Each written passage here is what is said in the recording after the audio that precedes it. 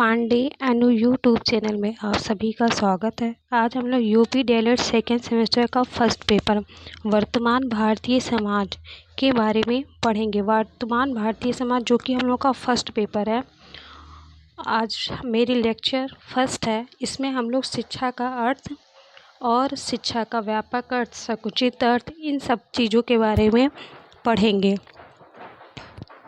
तो हम लोग पढ़ेंगे कि शिक्षा का अर्थ क्या है। शिक्षा एक व्यापक शब्द है जिसका प्रयोग विभिन्न अर्थों में किया जाता है। पहला क्या था, मतलब इसके भी दो प्रकार हैं। एक है प्राचीन भारत में शिक्षा का अर्थ, एक है शिक्षा का शाब्दिक अर्थ। तो हम लोग पहले पढ़ेंगे प्राचीन भारत में शिक्षा का अर्थ। तो प्राचीन समय में जो शिक्षा का अर्थ है, प्राचीन समय में शिक्षा को विद्या कहा जाता था। क्या कहा जाता था? विद्या कहा जाता था। विद्या शब्द की उत्पत्ति विद धातु आप प्रत्यय लगने से बना है, जिसका अर्थ है जानना। इस प्रकार विद्या का अर्थ ज्ञान से लगाया जाता है।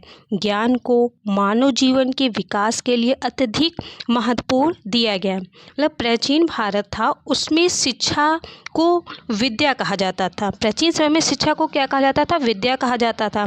और विद्या शब्द की जो उत्पत्ति हुई थी वो विद धातु में आप प्रत्यय लगने से बना, जिसका अर्थ है जानना। इस प्रकार शिक्षा का अर्थ हुआ कि ज्ञान से लगाया जाता था। मतलब इसमें शिक्षा शब्द की जो उत्पत्ति हुई वो किससे हुई? विद धातु से हुई। किससे हुई है? विद धातु में आप प्रत्यय लगने से, आप प्रत्यय से लगने से बताया गया ना। इसका अर्थ है कि जानना। इस प्रकार विद्या का अर्थ है ज्ञान से लगाया जाता है। ज्ञान को मानव जीवन के विकास के लिए अत्यधिक महत्वपूर्ण दिया गया। शिक्षा द्वारा व्यक्तिगत ज्ञान अर्जन करना। भारतीय संस्कृति में ज्ञान का मानव का तीसरा नेत्र कहा गया। मानव का तीसरा नेत्र किसे कहा गया? प्राचीन भारत में। तो प्राचीन भारत में मानव का तीसरा नेत्र शिक्षा को कहा गया है। किसको कहा गया? शिक्षा को कहा गया। वैदिक काल में शिक्षा का विद्या से प्राप्त ज्ञान को ऐसा प्रकाश कहा गया जो मानव जीवन के विभिन्न क्षेत्रों को प्रकाशित करता है, जिससे व्यक्ति जीवन मार्ग की कठिनाइयों का सामना सफलतापूर्वक कर सकता है। अगर मानव जीवन को अगर प्रकाश मिल जाए तो वह किसी भी कठिनाइयों का आसानी से सफलतापूर्वक अपना निर्वाह कर सकता है ना, जीवन के मार्ग का। तो अब हम लोग जो पढ़ते हैं प्रेजेंट टाइम में, वो हम लोग पढ़ते हैं कि शिक्षा का शाब्दिक अर्थ प्राचीन व अप्राचीन दृष्टिकोण से, आवर्चनीय दृष्टिकोण से।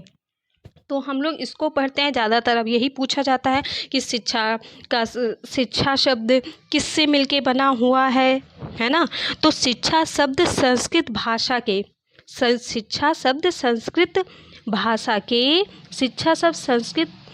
भाषा की शिक्ष धातु में आ प्रत्यय लगने से बना है, जिसका तात्पर्य है सीखना और सिखाना। इस दृष्टि से शिक्षा एक प्रक्रिया है। इसमें सीखना और सिखाने की प्रक्रिया चलती रहती है।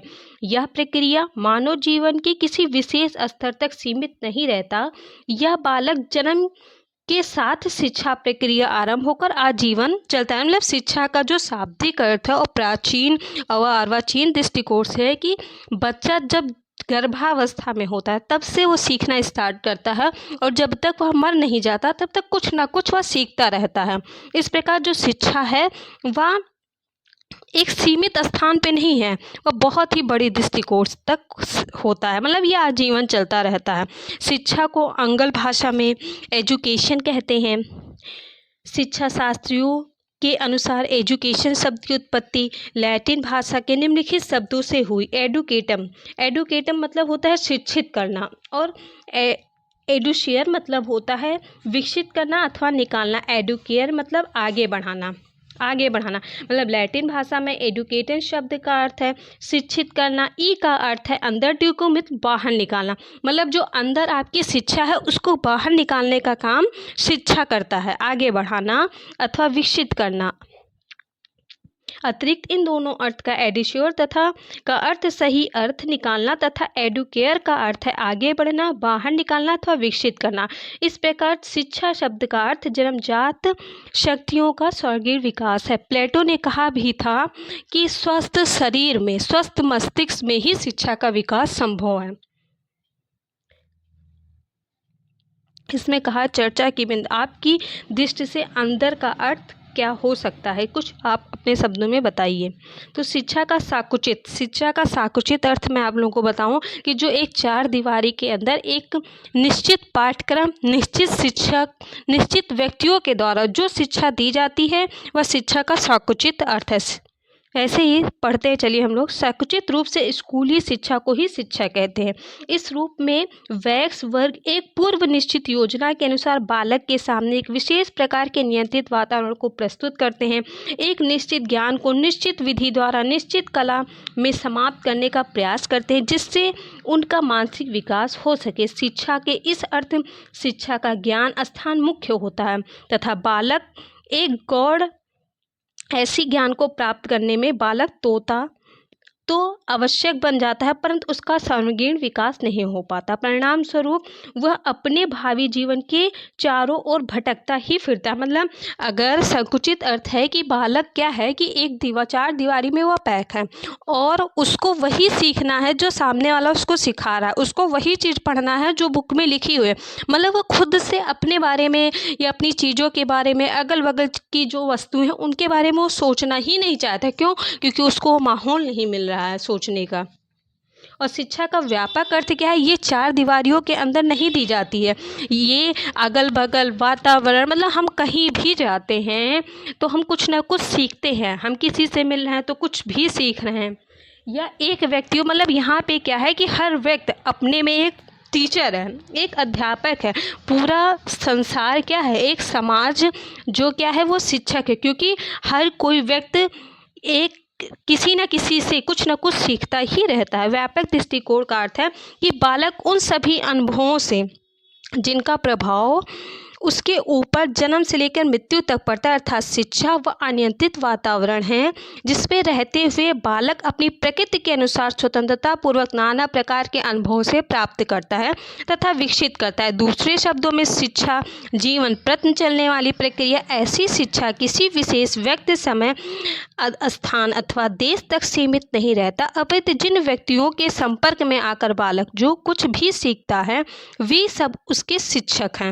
मतलब बालक जिससे भी सीख रहा है वे सब उसके शिक्षक हैं, जिन्हें वह शिक्षक है, जिन्हें वह सिखाता है वह उसके शिष्य हैं तथा जिस स्थान पर वह सीखने अथवा सिखाने का कार्य चलता है वह स्कूल है। इस शिक्षा प्रक्रिया में नियंत्रित वातावरण का अंकुश नहीं होता। मतलब इसमें यह है कि इसके लिए कोई छात्र का कोई पाठ्यक्रम नहीं निश्चित है कि आपको 1 घंटे पढ़ने हैं, आपको 2 घंटे पढ़ने हैं, नहीं, आपको बस यही पढ़ना है। इसके लिए कोई पाठ्यक्रम तो निश्चित है नहीं। इसका जो मन है, जो पढ़ रहा है, जिस व्यक्ति से मिल रहा है उस व्यक्ति से कुछ सीख रहा है, कुछ सिखा रहा है, तो इसके लिए कोई बंधन नहीं है। यहाँ पे वो खुद करके अपने अनुभवों से सीखता है।